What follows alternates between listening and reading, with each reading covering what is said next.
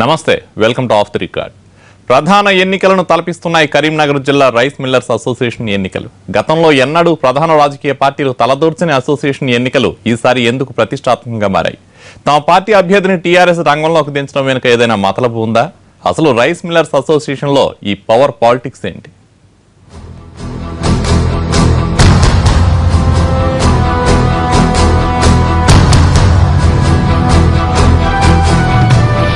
తెలంగాణ రాష్ట్రంలోనే ఎక్కువగా రైస్ మిల్లులున్న జిల్లా కరీంనగర్.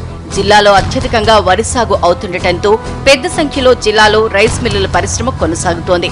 సుమారు 200కు పైగా పారాబాయిల్డ్ రైస్ మిల్లులున్నాయి. ముఖ్యంగా పెద్దపల్లి నియోజకవర్గంలో పెద్దపల్లి, సుల్తానాబాదుల్లో రైస్ మిల్లుల సంఖ్య ఎక్కువ. మిల్లింగ్ వ్యాపారం ఎక్కువగా జరిగే పెద్దపల్లి ప్రాంతం రైస్ మిల్లర్స్ అసోసియేషన్ ని లీడ్ చేస్తూ వచ్చింది.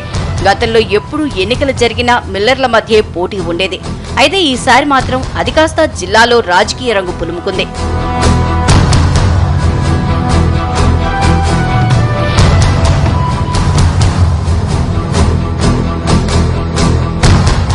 కరీంనగర్ జిల్లాలో 1982లో రైస్ మిల్లర్ల అసోసియేషన్ ఏర్పాటైంది.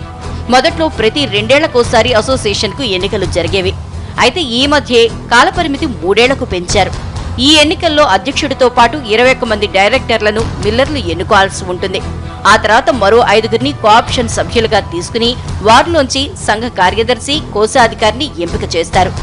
గతంలో ఎప్పుడూ అంతగా ప్రాధాన్యం లేని రైస్ మిల్లర్స్ అసోసియేషన్ ఎన్నికలు ఈసారి మాత్రం అందరి దృష్టిని ఆకర్షిస్తున్నాయి. కారణం అధికార టీఆర్ఎస్ పార్టీ డైరెక్ట్ గా రంగంలోకి దిగి తమ పార్టీ అభ్యర్థిగా బచ్చు భాస్కర్ ని రంగంలోకి దింపడమే.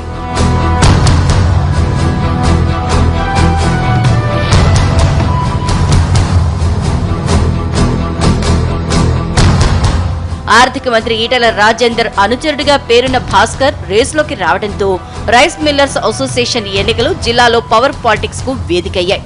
తమ అభ్యర్థిని అసోసియేషన్ ఎన్నికల్లో గెలిపించాలంటూ ఏకంగా టీఆర్ఎస్ జిల్లా స్థాయి నాయకులు బహిరంగంగా మిల్లర్ల సమావేశాలు నిర్వహించి ప్రచారం చేయడం చర్చనీయాంశమవుతోంది.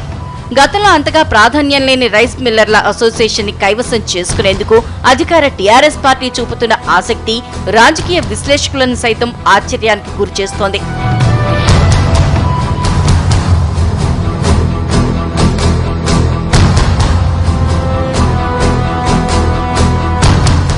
ఈ ఎన్నికల్లో పోటీ చేసేందుకు మొదట్లో 9 మంది నామినేషన్లు వేశారు. 6గురు విత్డ్రా కావడంతో రేసులో 3గురే మిగిలారు. అప్పట్నుంచే రాజకీయాల తాకిడి ఎక్కువైందన్న గుసగుసలు మిల్లర్లలో వినిపిస్తున్నాయి. ఏకగ్రీవం కోసం తొలుత ప్రయత్నించినా అది సాధ్యం కాకపోవడంతో సామధాన భేద దండోపాయాల్ని ప్రయోగిస్తున్నట్లు తెలుస్తోంది.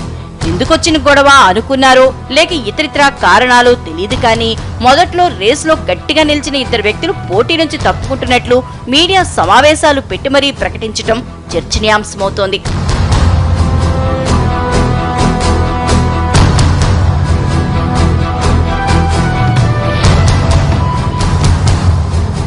రాజకీయ ఒత్తిళ్ల వల్లే ఈ 2 రేసులోంచి తప్పుకున్నారన్న ప్రచారం జరుగుతోంది.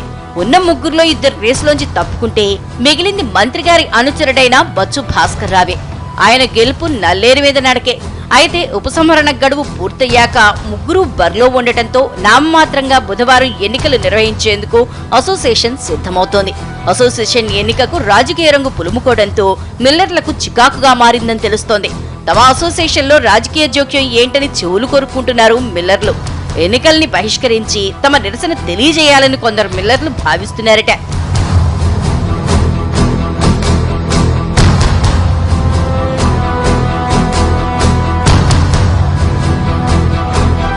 కొందరు మిల్లర్లు మాత్రం మంత్రి అనుచరుడికి మద్దతుగా నిలుస్తున్నారు.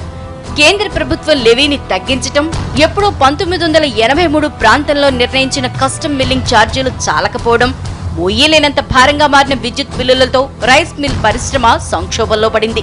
ఇలాంటి సమయంలో మంత్రి అనుచరుడు అధ్యక్షుడిగా ఉంటే రైస్ మిల్ పరిశ్రమకు కొంతలో కొంతైనా ప్రభుత్వ సాయం అందకపోతుందా అని ఆశిస్తున్నారట.